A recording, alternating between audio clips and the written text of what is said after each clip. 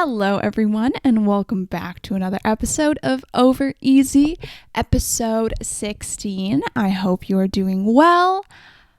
Hey, happy Monday. Hope the start of your week's going to go well. Hope your week is going to go well in general. Hope you had a great week last week. Hope you are just thriving. We all deserve to thrive. Anyways, I am here. I actually tried to film this episode earlier this week and it was just really not good. I really like this episode topic and I've been thinking about it for a long time. And when I filmed this episode the first time, after I finished filming, I was like, I did not do this topic justice and I'm just like not in a good podcasting mood. But as you can probably tell, today I'm in a very good mood and I'm just very happy and like really in the mood to talk and to podcast. So hopefully this episode turns out a little better because I was quite upset with how that episode turned out last time. Let's get into our rose, bud, and thorn before we actually get into the topic as usual. So my rose, okay, this is why I'm in such a good mood. It is Halloween next week and I am not even doing anything on Halloween, but I just love Halloween and wholesome activities associated with holidays.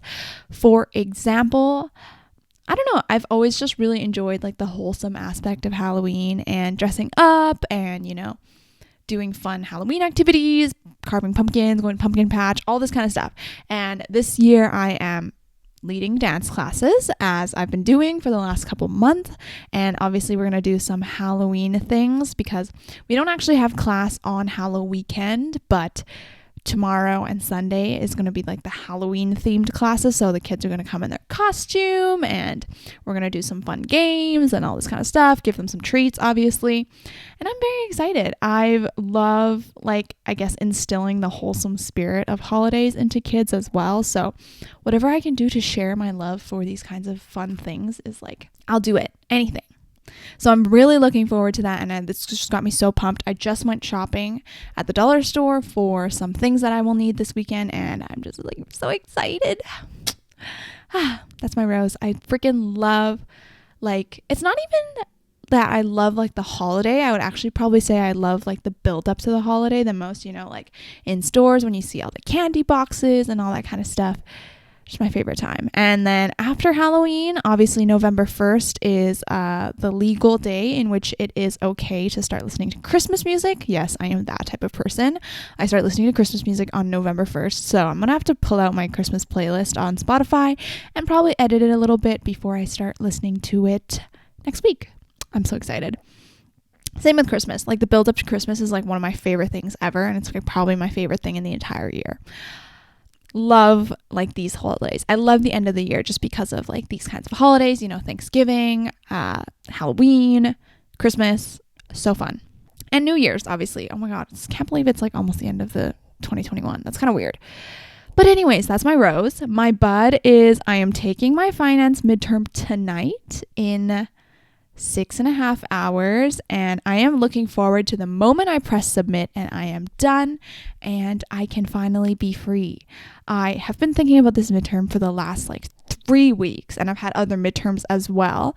And oh, by the way, I got the grades for my midterms back today and I'm pretty happy with them. Like I'm surprised I did pretty good. But yeah, it's just, I'm so looking forward to relaxing this weekend and then having some fun Halloween times and just not thinking about finance anymore because it's been consuming my mind for the last month and it has not been fun. Yeah, at this point, like it's so weird with me in midterms. When I hear about the midterm or start thinking about it, I'm like really stressed. And as I'm studying, I get really, really stressed about it. And then like the day of, like days before, like I'm like, I stopped thinking about it and I stopped caring because, you know, whatever happens will happen and what is meant to be will meant to be. I already know that I'm not going to be an accountant for the rest of my life. Like this class has already showed me that I am not meant to be in finance or accounting. Although I love math, money and like this kind of stuff is not my thing. So yeah, I'm looking forward to having it be over because then I am so much closer to finishing all my midterms for the semester. I only have 5, so I have 2 more after I finish my finance midterm today. And they're in like 2 weeks, so I am chilling next week.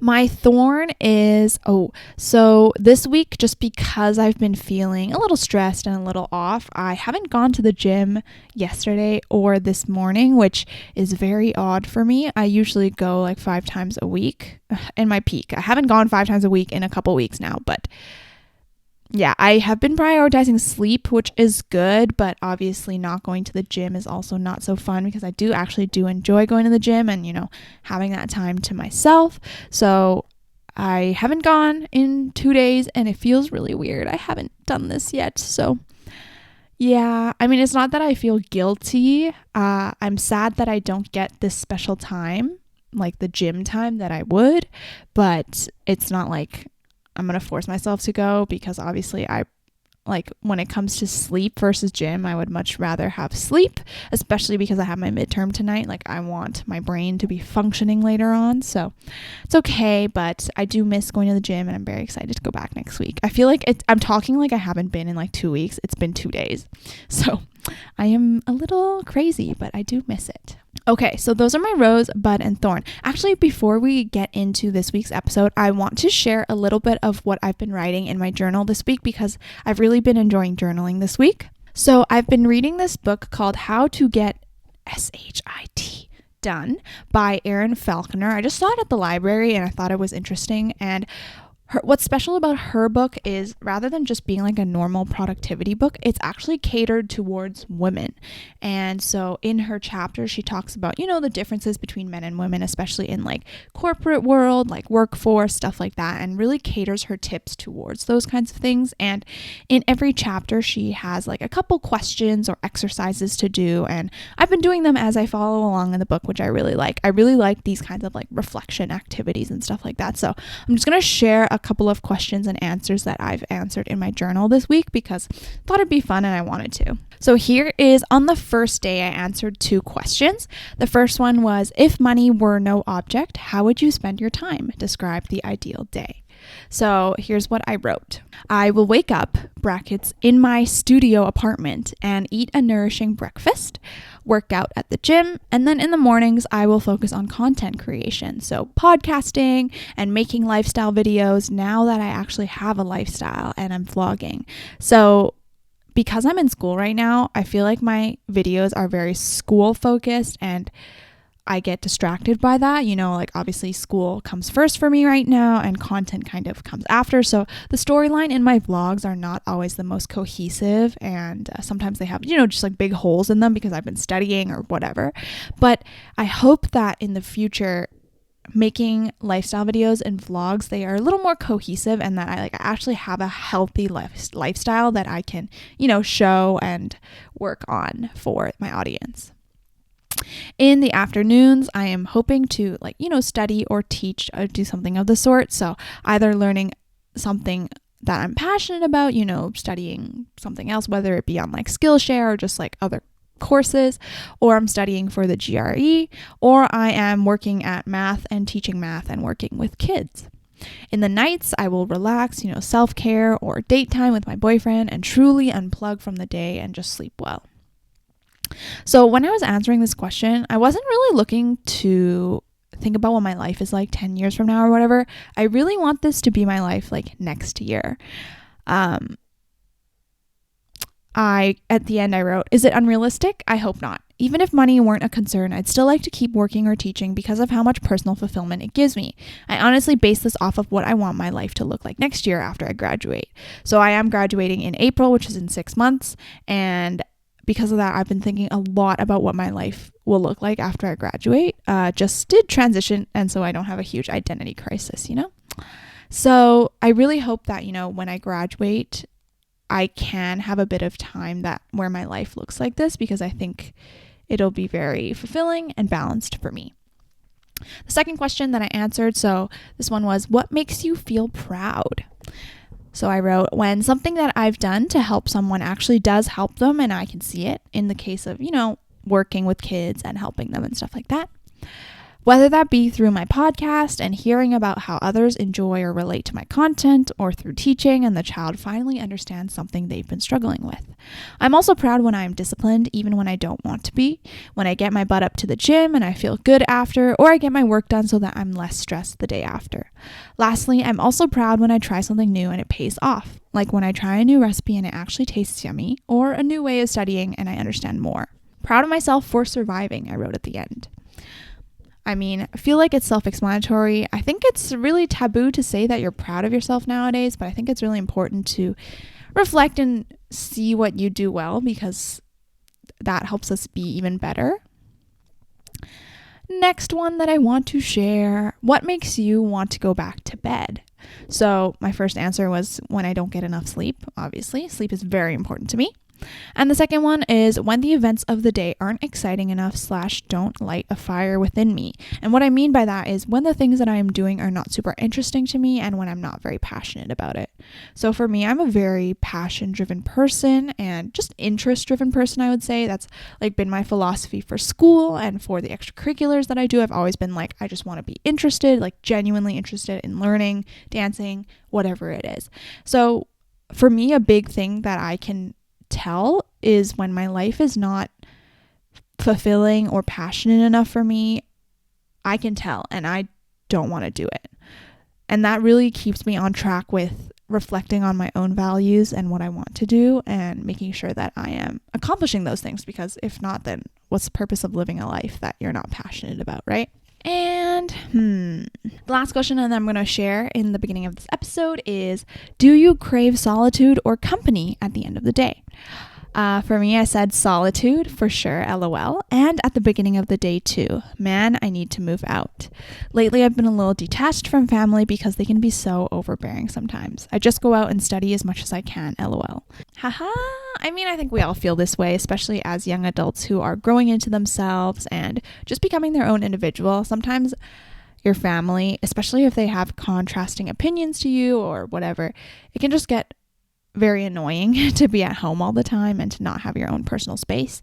And for me, at the beginning of the day and at the end of the day, I truly just want to unwind by myself. That's why I try to get up so early in the morning, is because no one is awake yet. And I really like that alone time where I can read, like make breakfast in peace and just not be disturbed. But anyways, I thought those would be fun to share, and I've been really enjoying reflecting this week in my journal. I love journaling, in case you don't do it already.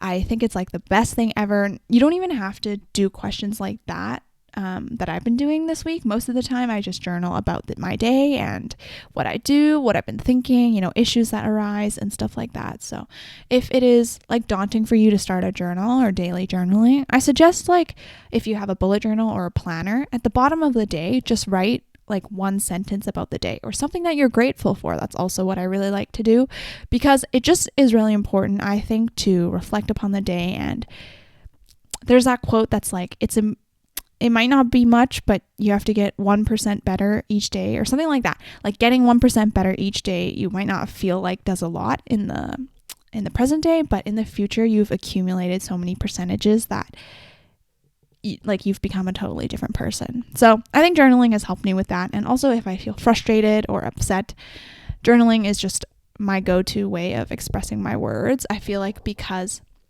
I had a conversation with a friend about this. I talk to myself in my head. So I didn't know that not everyone does, but in my head, my conscience or whoever is in my head, and I talk back and forth. So it's really easy for me to journal because I feel like I'm already having a conversation with myself. That's what I'm going to say. Anyways, I kind of want to get into this week's topic, which is, as the title may tell you, I'm asking you, do you actually want it, or is society just telling you you want it? So let me actually talk about the backstory of how I came up with this episode and stuff like that. I've been thinking about this question a lot because I have been reflecting a lot about, what I want my life to look like after I graduate and what my long-term goals are in life. That's really hard to determine, but I've been kind of trying to think about it and thinking about what direction I want my life to be headed, or what I want my life to look like. So obviously, with that kind of conversation with myself, I have been thinking a lot about what I personally want to achieve and fulfill in my life. And sometimes I think about the fact that, oh, are these goals like actually goals that I want, or are they goals that are prescribed to me by people in my family, people in my social circle, people, I don't know, society's expectations of me? That's what we're talking about today. Another inspiration that I had behind this episode is I listened to Emma Chamberlain's podcast recently. Her podcast is Anything Goes. I'm sure you listen to it. I love the way that she talks on her podcast, and she had an episode called Quality Over Quantity, where she basically reflected about that phrase and talked about what it meant to her and why she thinks it's important and stuff like that. So that kind of inspired my reflective episode this week, basically, which is talking about this question and how we achieve our goals and outline our goals even. And I thought it was important. So here is this episode. Hope I can do it justice by talking well enough today. So I'm going to rephrase the question again. Do you actually want your goals, or is it just society telling you that you want it? Actually, let's not even talk about goals first. I want to apply this question to other lighthearted situations that you might encounter in your life, or that I have encountered in my life. One example that I wanted to bring up is in the case of clothes. Do you actually want them, or is it just society telling you that you want them? So for the longest time, I wanted the Aritzia Melina pants, which have gone very viral. They are like the leather pants that look so good on everyone. And obviously, when I saw it going viral on TikTok and everyone wearing them and their Instagram posts and stuff like that, I was like, oh my God, I should get a pair because they look so good on everyone. But to be honest, when I saw them, I kind of already could tell that they're not really something that I would normally gravitate towards. I've seen them in stores before it got popular, and I was like, I don't know if I really like them that much. It's not really like my style. But after seeing it on social media and seeing everyone really like them and rave about them and look so good in them, I was like, oh, maybe I should get a pair. But the thing that I've been trying to do with my shopping is not buy anything impulsively, because I've been really, for the last few years, I think ever since mid-high school, I've been really trying to be conscious of my shopping and my consumerism, just because of how much of an environmental impact that it has on the planet. So whenever I look at something that I like, or I'm looking for something new to add to my closet, I really think about it for a couple weeks and don't buy it until I'm like for sure. I recently bought Blundstones, and I've been thinking about those for, I would honestly say, like over a year. I've also been thinking about Birkenstocks for the longest time. So I don't buy things when I want them. I really try to analytically criticize whether I need them or if it's just something to fill the void in my heart. Okay, I'm kind of joking with that statement, but all in all I'm trying to say is that when I'm shopping, I really try not to buy it right away.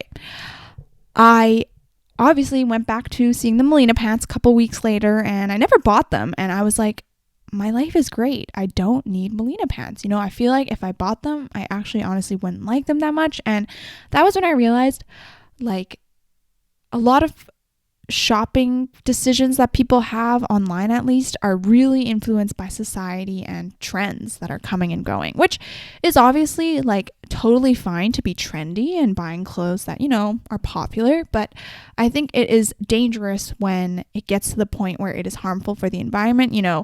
I've seen countless YouTube commentary videos about how Shein, the rise and fall of Shein, is greatly affecting the way that we consume things, and how after a couple weeks people will find the Shein trendy clothes at thrift stores and stuff like that, and the turnover time for clothes now is just so fast that we should really be conscious of how we are buying things and what we are buying. Anyways, that's not really the point of this episode, but I just wanted to make aware of the fact that a lot of times when we see something or clothes or whatever, we are affected by what society thinks and what society perceives as trendy and fashionable. So it's okay if you don't buy these trendy things. I mean, I feel like it's more obviously said than done. So yeah, that was one example that I wanted to bring up. But more critically, I would say that this question of, do you actually want your goals or whatever you want, or is society just telling you you want it, can be applied with the life goals that we make. So I had a couple friends in high school when we were applying for university. So this was when I was in grade 12. They were really interested in going into investment banking, finance, like working on Wall Street, all that kind of stuff. And, I'm fine with doing whatever you want, like whatever dream job you have, I'm fully supportive of it. But I guess, how do I say this? I really try to question the origin of the goals, because I think it's very important that if you are really chasing something that you want to work so hard towards, like that, it will really be beneficial, and it's not just based on superiority, popularity, money, and stuff like that. So I had a lot of friends that were gunning for investment banking jobs and internships, blah, blah, blah, for university. And when I would ask them about, like, why do you want to do investment banking, right? Like, that was nothing that ever interested me at the time. So I was really curious about, like, oh, what about this job interests you? Because I have, frankly, no interest. I couldn't care less about these kinds of things. And I guess I don't really remember what they said, but I remember just that their answers weren't very good. It was more about the fact that, investment bankers make a lot of money nowadays, and they get to, there's a lot of prestige, there's a lot of good status that comes with working for the Big Four and all that kind of stuff. And a lot of successful people work for the Big Four in investment banking. But their goals seem to be outwardly based. They weren't truly based on their values of what a good long-term career is. And I guess it just seemed like to me that it wouldn't bring them a lot of fulfillment, even if they did achieve these goals. And I guess I'm not trying to say that there is one right way of determining a long-term career, but in my opinion, I think that a long-term career should be something that you're passionate about, at least that's what I'm looking for when I'm looking for a long-term career right now, a job or a full-time job or whatever. Like, if you're going to devote so many efforts to going for this job and going for this stressful job, why not make it something that you actually want, if that makes sense? So that was when I kind of started thinking, I guess in high school is when I had this little hint of this podcast idea before I even knew it. It was just that I was really aware of what my peers wanted and what their goals were and how they came about those goals. Because I guess I would say that I wasn't really similar in that I didn't want to have these kinds of dreams. I was more focused on what I wanted my lifestyle to look like, what would bring me the most personal satisfaction and fulfillment. And I wasn't just going for jobs that I saw other people succeeding in and thought that I would also enjoy, if that makes sense. So I think that's really important for university students nowadays, and even high school students who are applying to universities and stuff like that, is like thinking about what types of goals that you have in terms of what major you want to study, what school you want to go to, and all this kind of stuff. Like, I think social pressure makes it really hard to make a genuine, non-biased decision. I mean, you see it all the time, right? Like, people who get into these big name schools, big name universities versus like small liberal arts colleges, and people are always like, go to the big school, obviously, like it's so much better. But that's just society telling you what they think you would want. Doesn't mean you're going to actually like it more at that big school. I mean, I feel like a lot of people stuck in those decisions honestly prefer the small schools because that's what they're looking for. But it's hard to say. I mean, people make their goals and decisions, and people's satisfaction and sense of achievement comes from different sources. So I can't really say definitively for everyone. But I would honestly, for me at least, it's really important to me that I make decisions that are based on my own personal values. And like, why would I spend so much time chasing a goal that is not even something I want, but something that society tells me that I want? And not even that. We don't even have to talk about like society pressuring you to be those things, but a lot of people feel like actual pressure from their parents or their family to study certain things. I know I did, or I guess I'm very lucky in that my family doesn't pressure me to study certain fields, but I feel a lot of pressure in like the type of education that I am getting. My parents are like very high pressure in finishing school as fast as possible. So she's like, my mom is always like, after you finish university, just like go to grad school right away, go, and then you can get a job. But like, if I don't even know what I want to do in grad school, why would I rush to apply? Because I feel like that's a even bigger waste of money, right? Like, I just had a conversation with one of my students yesterday, and she was asking about like taking a gap year between high school and university. And I think it's so beneficial because when you have no idea what you want to do in this inflection point in your life, sometimes it's less cost to take a year, stop, pause, reflect, and then just make your decision.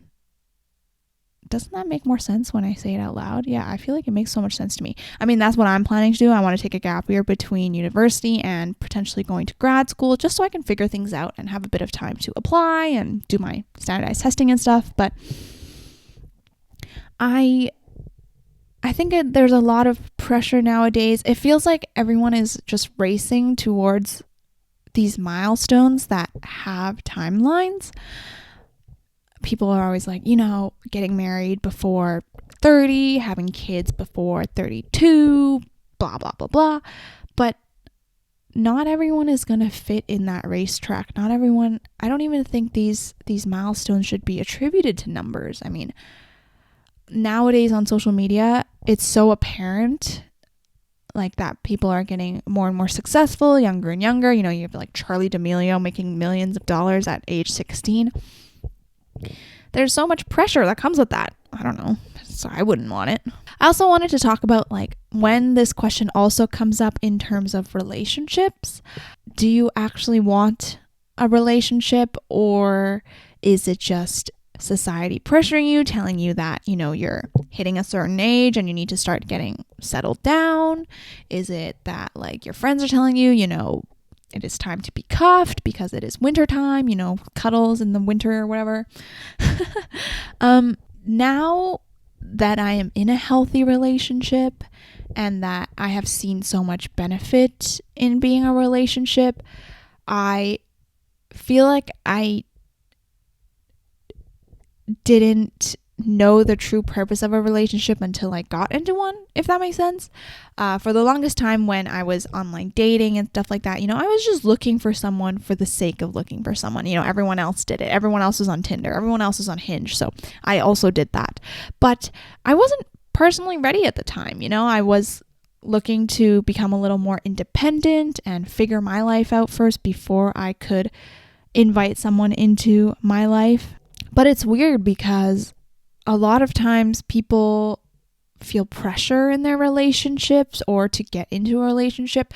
Okay, this is another story that I had. So I had a friend who was in a relationship, and she was basically, they were like at the stage where, when you like first say I love you to your partner, and it's kind of like, oh, should I say it? Like, how are they going to take it and stuff like that? And to her, it wasn't very important. So she said it very nonchalantly because the whole idea of being in a relationship was not very important to her. And I'm not saying that everyone has to date to marry. I feel like a lot of people date for the sake of learning about another person and learning how to work in a partnership. And that is totally valid because I think we all need that stage in our life to understand truly what we are looking for from a relationship. But I think that is one situation or example when society gets the best of you and tells you, oh, you should be in a relationship because you are a young adult now and you are learning to settle as an adult. But if you're not ready for it mentally, you're not like mature enough to have a relationship of this magnitude, or you just don't think it is important enough in that case, I feel like it is really important to know those boundaries or to eventually retroactively reflect about them, because at least in that case, like with a relationship, you are potentially hurting someone else, which can be very harmful. And honestly, that's like my least favorite thing about engaging in relationships and friendships and stuff, is that like the potential of hurting someone and making them sad makes me very sad. So currently, the way that I am dealing with this question of do you actually want it, or is society telling you you want it, is with the type of job and lifestyle that I'm going for after I graduate. I feel like that is all I'm going to be talking about for the next 6 months until I graduate, is that I am graduating in April. But truly, it is giving me such an identity crisis because after university, I don't know what I'm doing at all. No plan. And sometimes it's good to have no plan, but thinking about how many options I have is quite scary. But anyways, I have been thinking about, different careers and different paths that I could take and really reflecting about, is it something that I want? So one that I have thought about a lot, and actually I am kind of leaning towards, I'll explain it in a sec, is being a content creator, influencer. I don't like the word influencer, but I'll say content creator. Because, I've worked towards building a podcast and a platform and just an audience in general. And I feel like if I do not try to at least take this full time, it'll be a little bit of a waste. But that's just, I've also been thinking a lot about, like, is it just the factor of that I know influencers can make a lot of money and that, there's a kind of social status and prestige that comes with these kinds of jobs? And is that affecting my decision? And I think there is no way to parse these factors from the original decision, but it is really important to consider how much of the decision is being swayed by these kind of factors. Because for me, at least, I want the actual content of my job, my full-time job, whatever it is, to be fulfilling to me. So I need to think about, is podcasting and making YouTube videos something that will be fulfilling to me? Aside from, the money that I could make, the brands that I could work with, all this other kind of benefits and stuff. Those are not as important as like the nitty-gritty of the job and like the actual fundamental task of being creative and making this kind of content. So I've been thinking about that a lot and like thinking about whether I actually want it. And I'm not really sure. And I think it's also because I don't really know what I want to do in my life. Identity crisis. And that's okay. But I guess like another thing is, considering grad school, I'm thinking about, do I actually want to go to grad school, or is it just because everyone else is going to grad school?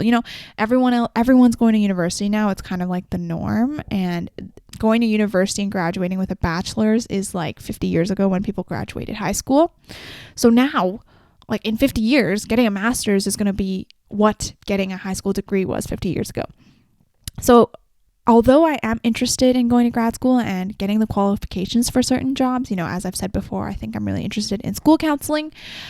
I just don't know what I want and if that is truly something that I want.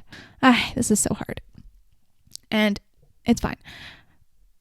I guess, I don't even know what to think about it, because I think going to grad school also provides some sort of social prestige and social benefit, as well as, economic benefit and stuff like that, that sways people's decisions a lot as well.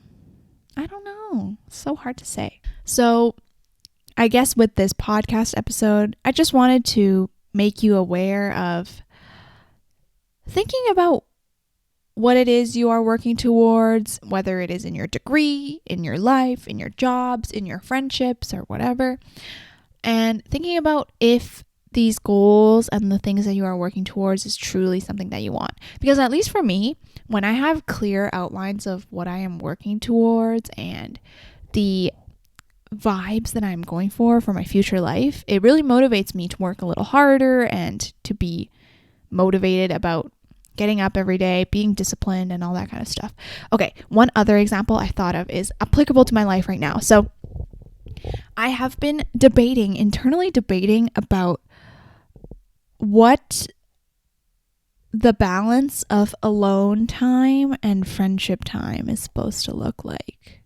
Because I feel like there should be a balance, but I'm also confused about if that's just my inner societal pressure telling me that. So for the last couple weeks, I have spent a lot of time alone. That is mostly because I have been studying like every day for my midterms and, going to class, and I don't have friends in my classes. So I have been spending a lot of time alone, and I am okay with that. I am very happy to be alone, and I feel like there are obviously a lot of benefits to being alone. I mean, you don't feel like you have to please certain people if you are with your friends or with acquaintances or whatever, and you don't feel like you can be very independent and just think about yourself, which maybe is not great. Like, you're being selfish, I guess you could say, but it's also it's a little easier than having to cater to everyone, because if let's say a simple example would be I'm getting lunch by myself at home, or like I'm cooking lunch rather than like getting lunch with friends. So when you're by yourself, all you really have to think about is, what do I want to eat? And I will do it. But when you are going to get lunch with friends, you have to be like, okay, is everyone's schedule lined up? Okay, no, someone has class at this time. Okay, we'll wait for 20 minutes after my class so that we can all eat lunch together. The scheduling thing is always such a nightmare. Like, literally none of my friends and I have the same schedule. So that's a big thing. And then you have to cater towards like, oh, one person wants Japanese food. Oh, but actually one other person wants to get mercante on campus. Oh, no, but one person wants to eat off campus. Oh, but I'm coming from Burnaby. There are just so many things you have to be considerate of if you want to socialize with other people, which is like part of being socializing, which is part of being social and having friends. But it is also just such a nightmare sometimes. And it's like, most of the time for me, the benefits don't always outweigh the costs of having to be considerate like that. And so it is easier for me to just spend time alone. And also, it's not like I hate myself. Like, I really do enjoy being alone. Like, I will, read, journal, watch YouTube, whatever. And that is fine. I am perfectly content by myself. But there's always this voice in the back of my head that's like, oh, but you should see your friends. Like, you're going to seem like a loner if you don't see your friends. And one aspect of it is, yes, I do care about my friends and I do want to make sure that they are okay and check in with them. But I think the biggest aspect of it is the social pressure of always having a friend group around and always being with people. On campus, I feel like if you are alone, you always pay attention to the fact that everyone else has friends around them. Does that make sense? But if you're with friends, you won't really notice that because you're distracted by your own friends. But when you are alone, you are like hyper aware of the fact that everyone else is with their friends. So if you're like eating lunch by yourself in a restaurant, you're like hyper aware that all the tables around you have more than one person. And sometimes that really gets to me because obviously you start thinking like, oh my God, everyone's thinking I'm such a loner. Like, everyone's thinking I have no friends. Like, everyone thinks poorly of me. When in reality, like, no one is looking at you and no one really cares. There's this, it's a phenomenon. I forgot what it's called. I think it's called imaginary audience, in which you think that like your problems are like super big and that no one else shares the same problems as you. When in reality, probably 2 tables down is another person that's eating by themselves. We're just super egocentric in that way, humans, and we think that our issues are the most important thing in the world. So I've been kind of internally debating with this issue of what is the balance? What is it supposed to be? And what if your friends and you don't have the same balance, right? Like, for me, I am okay with not seeing my friends for a month or a bit. It's not like I don't socialize with people. I live at home with my family. I see my boyfriend regularly, and that is fine. But with friends, like, what if one of your friends like needs to see the group every week, but you're like, oh, that's a lot of socializing for me. I don't want to see you guys. Not I don't want to see you guys, but just I don't need to see you guys until maybe every 2 weeks or every 3 weeks. What do you do in that case? I mean, right? Like, obviously, most of the time you become friends with people who have similar vibes as you, right? Like, if you're an extrovert, most likely you'll be friends with extroverts who see people often and stuff like that, but not always the case, right? Sometimes your friends are opposite of you and you guys are contrasting. So what do you do in that case? But anyways, I guess I've been thinking a lot about if what my balance of socializing and alone time is. And I guess like I don't have to have a definitive answer of like, oh, I need to see my friends every 36 days. But sometimes I worry that if I don't see them enough, even if I don't want to, then, they're going to start gravitating towards other people and like being closer with other people, which is, I guess to me, that's like fine. Is it? Yeah, I don't know. I'm thinking about it now. I mean, I would be fine if some of my friends, I'm sure I know that some of my friends have like other close friend groups that they are closer with. So I think it's okay if like you establish an acquaintance level. If it's like mutually understood. I think if it's like a one-way friendship, then it gets a little complicated because one person thinks you're like BFFs, but then the other one is like, oh no, we're just like eat lunch once a week buddies. But I don't know. Hard to say. And like I always, when I look at this online or consume content, get disagreeing answers, right? Like there's a niche on TikTok that being a girl boss means spending time alone and makes it seem like that is totally okay. But then other people will say that seeing friends is really important and that you should see them X number of times a week. And that's just so confusing. I'm perfectly happy on my own right now. And I guess that's the most important part. So maybe that's what I want to remember is that I am happy as I am. So I don't really need to be debating this that hard. I guess I should just be doing what makes me happy. I don't know. And the other thing is that like right now, a lot of my social battery is consumed by my work. So there's not much left for fun, right? Like I work with kids teaching math and I work with kids teaching dance. So on the weekdays and the weekends, I am socializing with these kids, whether I like it or not, right? And so they consume so much of my battery power that most of the time I don't have enough energy to socialize, like go out again on the weekends or have people over or whatever. I don't know. I think everyone is also just like girl bossing a lot nowadays. So people are just getting increasingly busy and stuff like that. It's hard to say. And I'm always trying to balance like society's perceptions and what I want. Honestly, I feel like I'm a really good person at like not caring what society thinks. I've heard this a lot from a couple friends at least, that I am like the embodiment of don't give an F. But sometimes I do give an F. It depends on the circumstance. But I do care a lot sometimes about what other people say, and I do sometimes get in my head about it. But at the end of the day, I also remember that, what's important is my life and what I want in my life. So I have to remember that, or else I get a little too in my head and I just can't stop spiraling. What an interesting episode.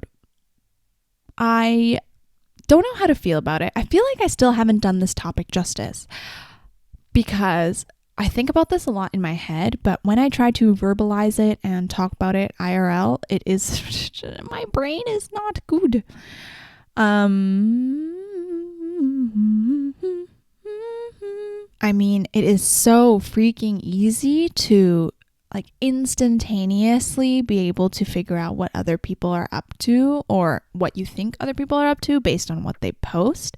So it is so easy to compare what other people's friend groups look like, what other people's social circles are like, and what they're up to, what their school is like, what jobs they have, and all that kind of stuff. It is so easy for us to be in each other's business nowadays, which is a good thing and a bad thing. I mean, obviously, good things is like you want to see people thrive and you want to see people do well, but not at the expense of your own self-esteem and your own self-confidence. I think a lot of us, or at least for me, I can't speak for everyone, obviously, sometimes I get caught up in working so hard and studying so hard. And then I think about like, for what? For why? Why am I putting in this much effort? And sometimes it's just because your friends are doing it too, or you're expected to do it. When in reality, it's your life. I used to be in a friend group in second year that just housed a lot of academic people and people who really valued their academics and saw that as a big part of their identity. And I think I still do take academics quite seriously, and I think it is a large chunk of my identity, hence why I am facing this identity crisis about graduating. But when I would work so hard for school, even if I didn't want to in second year, it was a lot because of what my friends were doing and what I thought my friends expected of me. Like obviously when I did well on my assignments, my papers, whatever, like you receive praise, you receive social benefits from doing these kinds of good things. And sometimes we can get in a little hamster wheel of that, chasing that external validation. And it's really hard to break out of that mold. I will say that for sure. I think there has to be a fine line, I think, and I'm treading it right now, of caring about what other people think and not just in your own rabbit hole, but also being able to be individual and have your own values that aren't affected by the people that you spend time with. And what's the word? Inevitably, you will be the average of the 5 people you spend the most time with or whatever. So obviously what our friends value and what our friends are like will rub off on ourselves. But I think a big part of growing older and maturing and being an adult is being able to realize when that is crossing our own personal boundary. This is something I have a lot of trouble with still, is like making boundaries and standing by them. I really am so bad at it. I want to do a podcast episode where I talk about my worst traits. And I feel like it'll be very vulnerable and kind of scary, but I think it'll be such a good episode. I also have a lot of other episode ideas. Oh my God, this is kind of getting off topic. I have a lot of episode ideas that are coming up soon. I'm going to do one with a friend soon, hopefully. And that'll be really exciting because that is also about a topic that I've been wanting to talk about since I started my podcast. And yeah, anyways, I tread very finely on the line of external validation because, and I think all of us do at some point, but there has to be a balance. For me, I think sometimes I take it a little too lightly and I'm like, really, I don't give an F. Like, I don't care what other people think. I'm just going to do whatever I want. But other times I'm like too paranoid about the fact that other people will judge me and stuff like that. And most of the time people don't even judge you. I feel like when I personally watch Instagram stories and whatever, like I don't really have negative judgments about other people. It might also be because I'm just wholesome. But most of the time, if I see something on Instagram, I'm like, oh my God, go you. You are thriving. Go queen. Like, even if I don't message them and tell them directly, because most of the time it's like people that I don't talk to regularly and it'd be kind of weird. But when, like, am I wrong to assume that other people will consume content like that? Like, people aren't always out to get you, right? I hope. We've had a lot of discussion today about a lot of different types of things, but the overarching question that I want you to think about is things that you are working towards right now, you know, the life that you are trying to build, the vibes that you are trying to chase. You know, okay, this is random, but I've been called a vibe chaser so many times. My boyfriend's friends call me a vibe chaser, and I don't even know what that means. But also, I wouldn't disagree. I mean, in a positive way, I know what I am going for, and I do what I can to manifest it and like make that into a reality. So I guess I am a vibe chaser. But anyways, I hope that we can all think about the expectations and the goals that we are working towards in life, whether it be a small situation like buying a new pair of pants or a big situation like trying to figure out what we want to do with our life. And think about whether these expectations are originating from yourself and your values and what you think is important in life, or if it's just what other people expect of you. Whether that be family, whether that be a partner, whether that be peers, whether that be society, whether it be social media. There are a lot of outside factors that can affect you nowadays, which is obviously not the best thing. But if you are conscious about your social media consumption, as well as conscious about who you are as an individual and what your identity looks like, what the values you hold close to your heart are, then I think it is easier said than done, because most of the time your heart and your soul and your mind know the way. It is usually just your brain, your anxiety, your doubts that freak you out and make you seem less confident in yourself and make you second guess your abilities, guess your confidence. And that sucks. And that honestly stops a lot of us from doing what we want. I mean, for the longest time, I was scared of starting a podcast because I was scared of what people would say and what people would think and what, I don't know, the general social reaction would be like from people that I know and from people that follow me on Instagram. But when I thought about what the benefits were and what I would get from starting a podcast and, you know, the type of feedback that I would receive and the type of fulfillment that I would get, those benefits outweigh the costs for sure. That is a big for sure. Okay, but I'm going to end the episode here. I hope you enjoyed it. It was a bit of a longer episode today, which I kind of liked. I will see you in my next episode. Bye. And I was like, yo.